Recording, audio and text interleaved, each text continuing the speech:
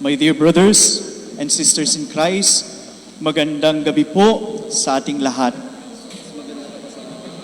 And maligayang kapiyastahan po ng ating minamahal na patrona, Nuestra Señora del Carmen de San Sebastian. Viva la Virgen! Viva la Virgen! Viva la Virgen! Ngayong taon po, napakahalaga kasi ang ating tradisyonal na ganitong pagdiriwang ay binigyang pagpapahalaga ng Vatican o ng Holy See taong 1691. At 1691 po, sa ngayong taon, kung titingnan po natin at kukumputin, today marks the 325th year anniversary of that petition na tayo ay makapagdiwang ng natatanging kapistahan na ito ng ating mahal na Birhen. Hindi lamang dahil binabaha noon, hindi lamang dahil limitado ang resources noon, pero dahil na rin nais ibigay ng mga kaparian ng mga namumuno noon sa ating minamahal na basilika, sa ating minamahal na simbahan noon, na mas lalong mailapit ang debosyon ng pagmamahal ng isang ina sa kanyang natatanging mga anak. And let us remember that during those days, hindi pa po ganito ang simbahan natin. Hindi pa ganito ang kanilang nilalagyan ng pagbibigay, pagpapahalaga sa ating mahal na ina. Hindi natin alam bakit anong meron sa 91. Dahil taong 1891, binuksan naman ang ating simbahan. 1890, nang ito'y inumpisahan at itinalaga bilang basilika. 1891, ginanap ang unang misa dito sa ating basilika na gawa sa metal. At taong 1991, kinoronahan ang mahal na Birhen ng natatanging recognition, pagkilala ng pontifical crown or coronation. Napakahalaga ng mga bagay at pagkakataong ito. Pero sa kabila ng lahat ng ito, mas nakikita pa rin ng ating mahal na ina ang pagmamahal niya sa atin. Isang magandang pagtingin at pagtanaw na sa ating pagbibigay pugay sa natatanging ina at reyna ng Quiapo. Sana po kaakibat ng lahat ng ito ay ang ating pagdarasal. Pagdarasal na sana lahat ng ating mga hiling ay pagkalooban ng Diyos. Lahat ng ating idinudulog sa ating natatanging ina, ang mahal na Birhen, ay ipagkaloob ng Diyos sa ating lahat. Kung titingnan po natin ang ating ebanghelyo, napakahalaga ng tagpong iyon.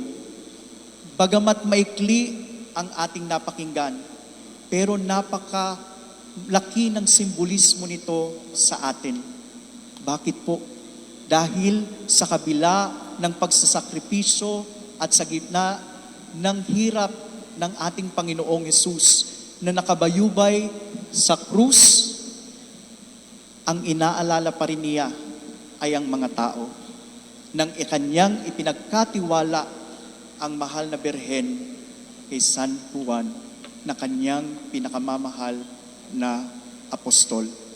Yung tagpong iyon na para bagang narito na ako, nagsasakripisyo na ako para sa inyo. Pero ang iniisip at inaalala pa rin ng ating Panginoon ay ang tao. Isang malaking sakripisyo na sana sa pamamagitan nito, sumasalamin din ang sakripisyo ng isang nagpipighating ina na hindi niya alam bakit mo ko ipinamimigay sa iba.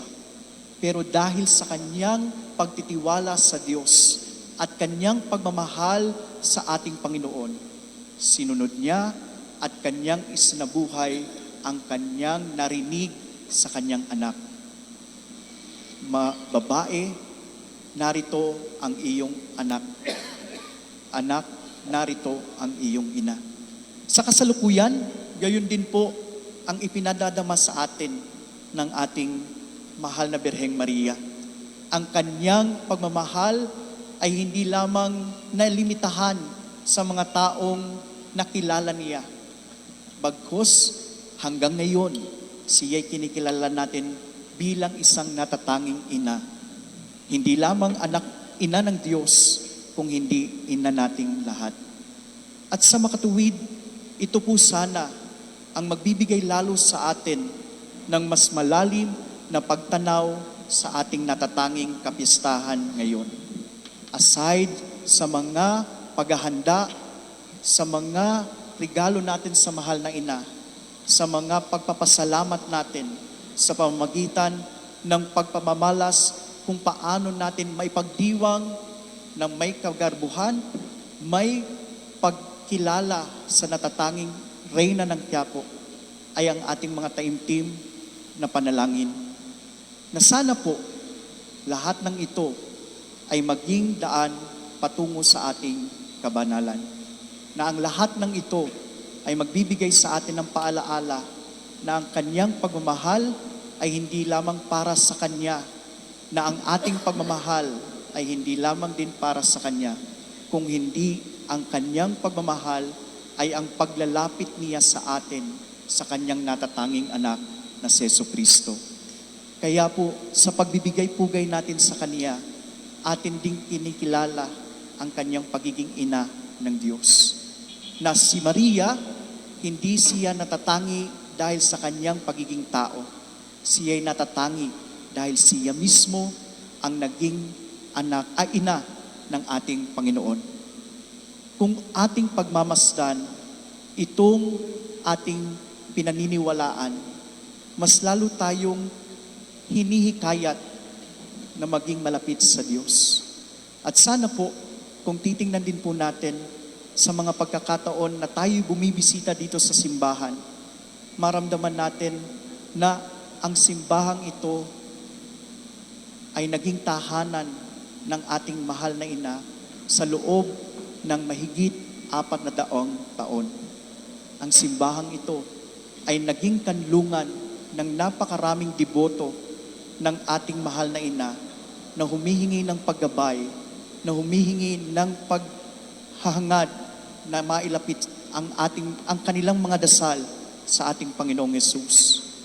At ang simbahang ito, sa tulong ng ating mahal na ina, ay naging tahanan ng napakaraming bukasyon, hindi lamang po sa pagpapari, kundi lalo't higit, naging tahanan ito ng isang kongregasyon na hanggang ngayon ay nagpapatunay na ang pagmamahal kay Maria ay isang daan upang mas lalong mapalapit sa ating Panginoon. Sila po ang Congregation of the Augustinian Recollect Sisters, that they celebrated also their 300 years of faithful service to God. Sa kanilang patotoo, nakikita natin na ang commitment ng bawat mananampalataya sa ating Panginoon at deboto sa ating mahal na Birheng Maria ay magbibigay sa atin ng daan patungo sa kabanalan. Their witnessing ay pagpapaalaala sa atin na bagamat tayo limitado, but the moment that we entrust ourselves to God and we ask the intercession of the Blessed Virgin Mary, Our Lady of Mount Carmel, lahat ng mga possibilities ay nagiging isang reality. Ang lahat ng minsan na ating pangarap, kahit akala natin ito'y imposible, nagiging posible sa ating Panginoon. Nagiging posible dahil ginagabayan tayo ng ating mahal na ina. Sa makatuwid, my dear brothers and sisters in Christ, itong piyestang ito ay hindi lamang punong-puno ng pagpapasalamat, kung hindi punong-puno ng pagtanggap sa regalo na hindi man tayong nakareceive, but regalo na natanggap ng bawat isa mula kay Maria. Amen. Happy Fiesta po! Viva la Virgen! Viva la Virgen! Viva la Virgen! Please all stand.